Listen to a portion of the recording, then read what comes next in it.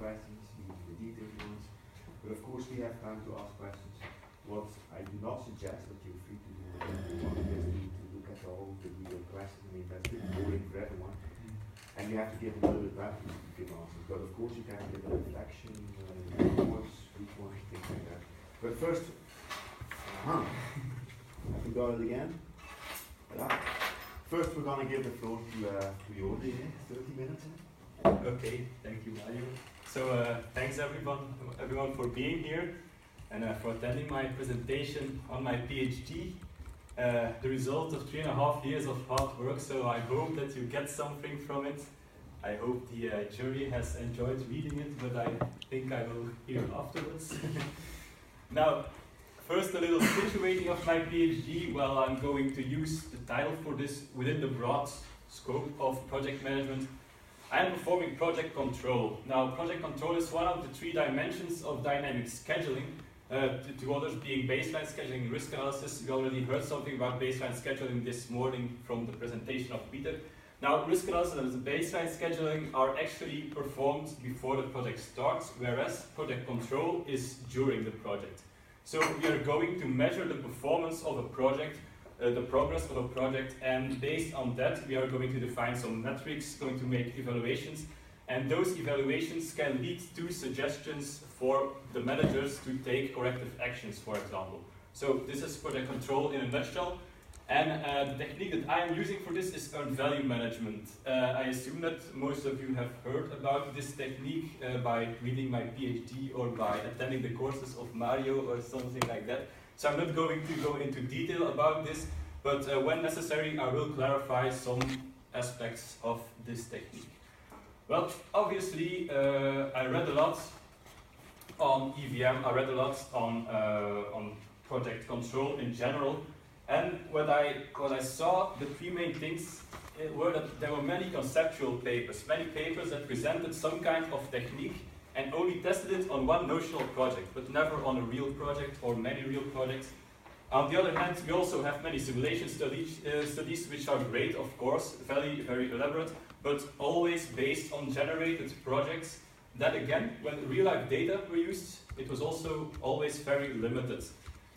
As we can see here from this table, there are studies only focusing on one project, there are focusing on a lot of projects, but only from one sector or one company, so it's not really diverse. So that's why I wanted to focus on the empirical aspects of our research on project management. Of course, what we need for this, we need a real-life database.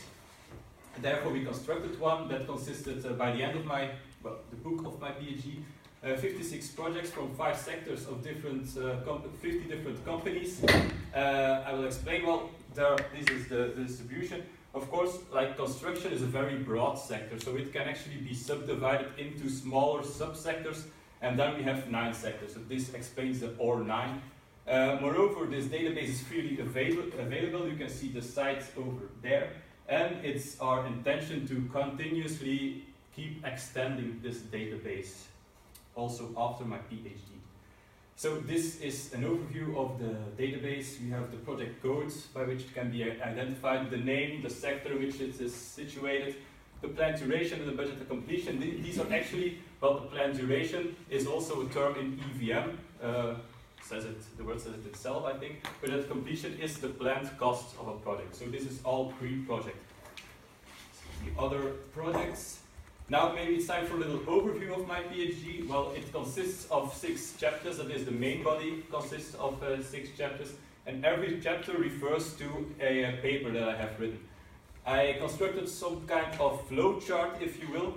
Well, you should read it. The things that are below, the lowest chapters are the base studies, or the more fundamental studies, and also the broader, the wider a certain bar, the more basic a certain study is. For example, we have chapter 2, where I have constructed the database. So, of course, this is a basic study because all the other studies are going to build on this database, are going to use the data.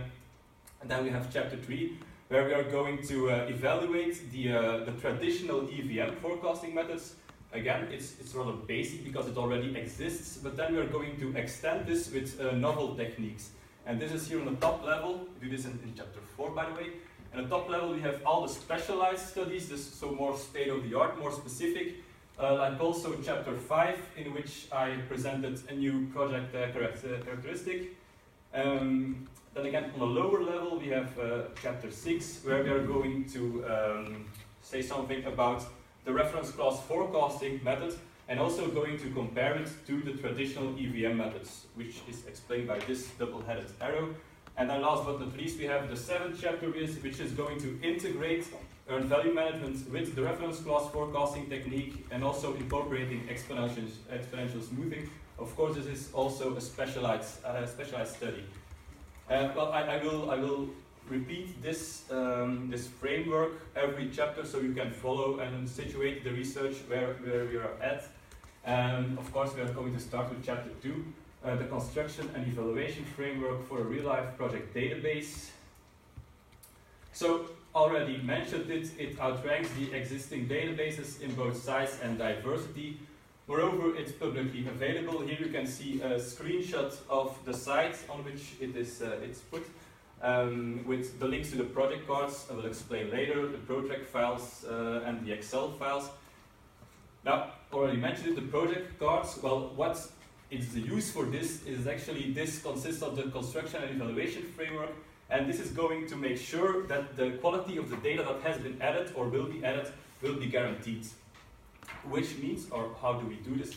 You can see here the return of the 3 concepts of dynamic scheduling, baseline schedule, risk analysis, project control.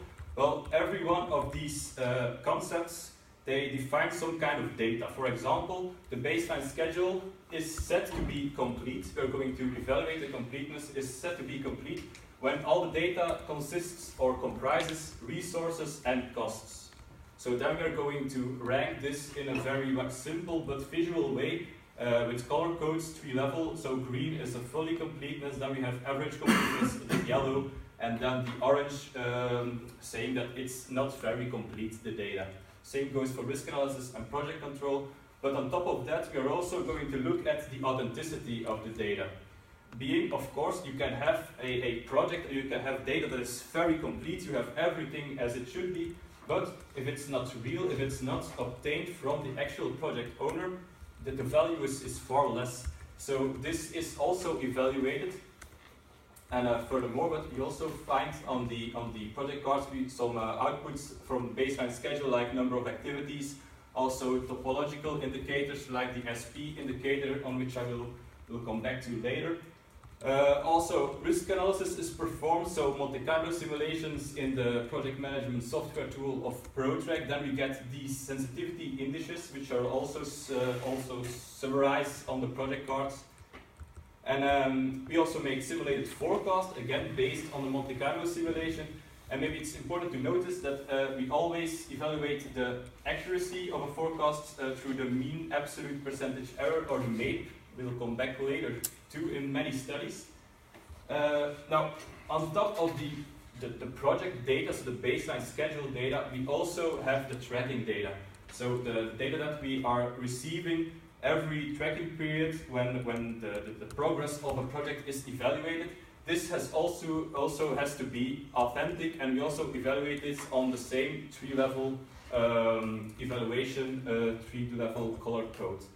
Then we get some outputs from the EVM methods, being performance metrics, but not only that, also the actual forecasting results. You can see here, like the real duration compared to the planned duration.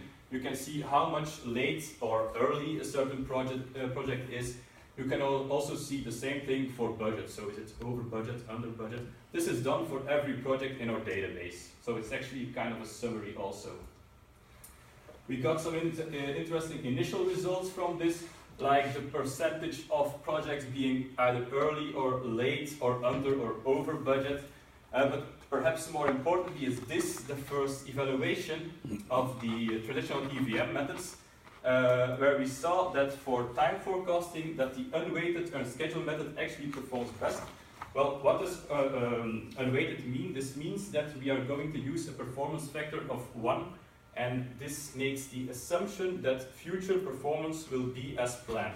On the other hand, you have another assumption that can be made, That is that the future performance will be as the current performance. You can do this for time by using the SPIT or for cost by using the CPI, for example.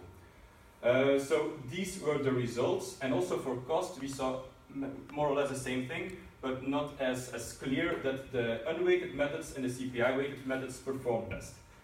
Then again, these were very basic studies, so we wanted to test this on a more methodological way, if you will. Therefore, we performed the study in chapter 3, so first adequate empirical evaluation, if you will. We did this for time, and again, the results were that the unweighted earned schedule method performed best. So earned schedule method with the extension of Lipke of the earned schedule metric. For cost, on the other hand, we also saw that the unweighted method performed best, but also not far behind the CPI and the composite factor, which also takes into account the SPIT. Now, in contradiction to other studies which normally focus on either cost or time, I focused on both aspects. So I could also make the comparison.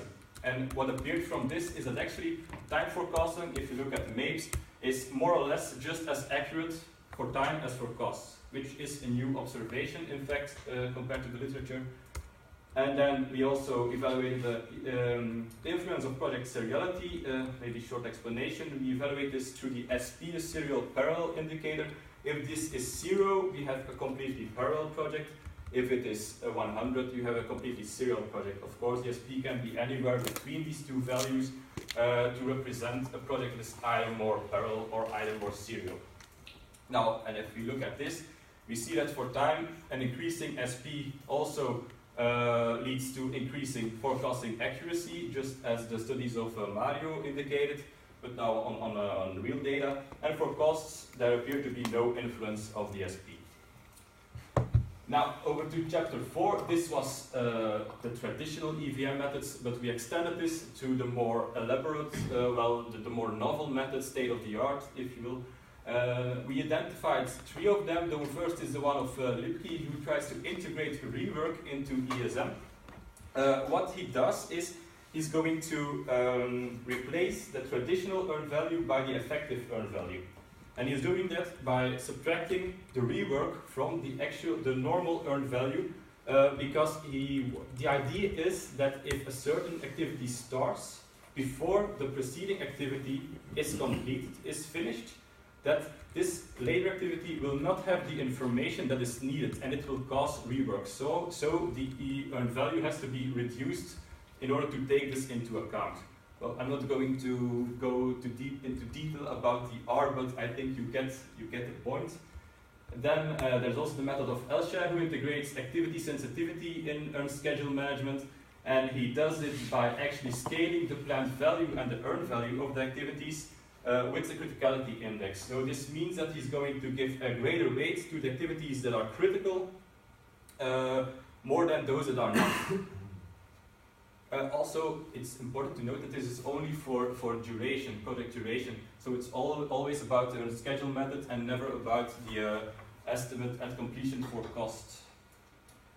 Then we have a third one, is the technique of Kamushi and Golafshani called earned duration management.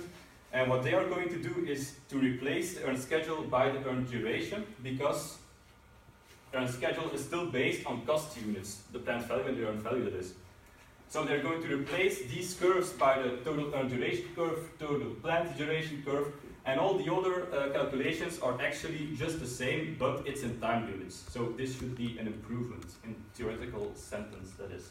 Now, these are the 3 methods. We evaluated them not only separately, we also combined them because they are extensions, they can be used together as well. And what were the outcomes? Again, the performance factor of 1 performs best. But maybe more interesting is that the earned duration methodology was slightly better than the earned schedule with Elsha. So this means if you could combine these 2 in the future, maybe we get a forecasting method that is even better than the ones existing today. Now over to chapter 5, where we proposed a new characteristic, being the regular-irregular indicator. The idea behind this is that in literature it is said that if you have a planned value curve that is linear, you will have less discrepancies in your project, leading to a better forecast accuracy. So that is the assumption that is made. In other words, what I try to do is, well, if we just measure the deviation from our actual PV curve, from the linear PV curve, we should have some kind of indication of how accurate a forecast is going to be. So this is quite obvious, the formula as well. And it more or less corresponds to the SP, being that if the RI is 100%, we get a perfectly regular or a linear PV, for which we expect to be the forecasting to be very accurate. And if we have an RI of 0, we have something like this, just a long period of nothing, and then whoop, a huge jump. And this is a completely irregular project. Of course, we can have an RI between 0 and 100, indicating more regular or more irregular, like we see in these examples, two quite irregular projects. For example, here 54 and 41, for example, so quite irregular. Now, if you look at the results, we see that an increasing RI indeed is going to lead to an increasing accuracy. But then again, not only for time, but also for cost, and that is new compared to the SP, which only influences time forecasting, as we have seen. Moreover, it also creates a greater influence of RI compared to the SP. So it could be used in, for example, simulation studies as a parameter to express how a project looks like. Now then, onwards to chapter 6, where we are going to compare the reference class forecasting technique with the traditional project forecasting methods. First, maybe an explanation of what is reference class forecasting. Well, let's say we have a project. Traditionally, we are going to look at the project specifically. We're going to look at its activities, resources, things like the Gantt chart, like you see here, to make the forecast. This is what we do in traditional project forecasting. For example, the baseline estimates, Monte Carlo simulation, or value management. But what does this create? There are some disadvantages. That is, the first one is that humans always tend to get over-optimistic when really specifically looking at something. That's the optimism bias. On the other hand, if you have a project manager who did not yet get assigned to a project, he will actually say, well, it's going to cost less and it's going to take less time just to get the project. And this is called strategic misinterpretation. Well, on the other hand, there's the outside view. We are going to look at the reference class of projects that are comparable to the one project that we are considering. Of course, these projects are historical projects. They are already performed, so we know how long they took and how much they cost. So you can actually put a distribution, and you can actually going to use this distribution for the project that you are considering because it's similar. So you can say, okay, we're going to base our forecast on this distribution, and thereby bypassing the human judgment and bypassing the strategic misinterpretation and optimism bias as well. Now the results, what did they show? That indeed reference class forecasting performed best for costs, as the names are always lower, the minuses indicate this, but not only for cost, also for time, the same conclusion. But very important is that it's always only true when the reference class is highly similar. In our case, we have a project containing office finishing works. These in the reference class, we have other finishing works inside the office from the same company with the same tasks. Then again, if you look here at the construction, the broad construction sector, which could also contain warehouses, bridges, just normal houses, skyscrapers. It's something completely different, and when we are going to use this as a reference class, we see it's actually the worst method. So reference class forecasting, it works, but only when the reference class is good. It's quite obvious also, but we saw it in our study.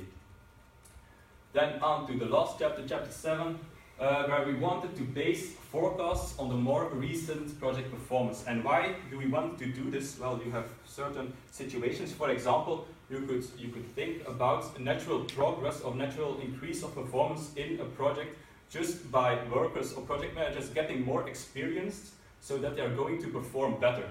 On the other hand, there's a possibility of corrective management actions which will also lead to increased performance. Like I have an example here. Let's say we have a project of 5 or more tracking periods. We are at tracking period 4 and we want to forecast the total project duration and the total project cost. Let's say there is a corrective action somewhere between tracking period 3 and 4, so we want to take this into account. Something has changed, so we want to give more weight to the more recent tracking periods. This is the traditional ESM formula. Of course, when we use the performance factor of SPIT, we cannot do this because it will give an equal weight to each tracking period. So we need something else. And therefore, what did we do? We integrate earned value management with exponential smoothing, a technique that has exactly these characteristics or can do this. We call it the XSM. Now we get to a performance factor of something like this after calculations. Not going to go into detail, but you can see from the shape, it's an exponential curve. So indeed, there's given more weight to the results of tracking period 4. So we got what we wanted. This is for costs, but you can do exactly the same for, this is for time, but you can do exactly the same for costs. What is important here is the smoothing parameter beta.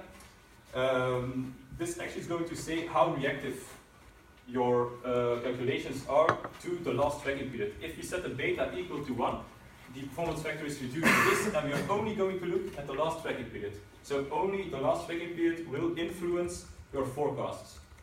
It's very reactive.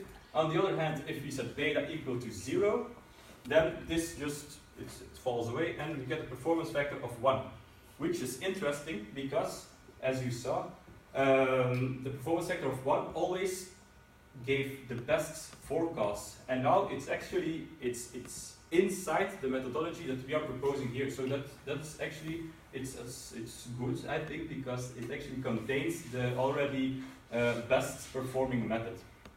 Now over to the results. Obviously, we wanted an improvement, and we saw an improvement with respect to the traditional methods, the best performing that is. We have two kinds of improvement. We have the maximum or the potential improvement, which is we can choose the beta for every specific project, the best as it gets, so for every project specifically. Then again, this will lead to very high accuracies, but maybe it isn't really realistic because we cannot know this in advance. So there's also a minimum or realistic beta, which actually just going to look at the entire pool of projects, calculate the beta that is optimal on average for every project, and is going to use this. So this is a very blunt, a very straightforward methodology, but if we look at the results, we see that even this still performs better than the traditional EVM. The potential is much higher. For time is 15% improvement relative to the best MAPE values of traditional EVM. For costs, the potential is even higher. But maybe 2%, 4%, it isn't really that much. So what did we do? We also included reference class forecasting, which means in this context that instead of looking at the entire pool of projects to calculate the beta, we only looked at the projects that are comparable, just like we did in chapter 6. And when doing this, we got to a maximum potential, which is it's 46%, it's quite high. And also the minimum or the realistic improvement is of the far greater order, is 40% and 22%. So quite good results, I guess. Now this was an overview of the specific chapters with their aim, their contributions, the goals, the future research also a bit. But it's also interesting to look at my PhD in total, to the global contribution perhaps. Well, when identifying the future research topic, there's one that is quite obvious, that is performing all the research, not only my research, but that of all the other researchers, on a larger database. Of course, we need continuous extension of the database for this. Then again, I think this will not really be a problem because there are already some advantages. There are the project cards, which are going to allow the quality of the data to be guaranteed, if you will. There is a PM converter that I have developed together with some students recently, which is going to greatly simplify the data input. You can see some quite blurry screenshots, but it allows you to input all the data in Excel, which everyone is used to working with, and you can export it to project management tools like ProTrack. There's also a guideline, so it's made much easier.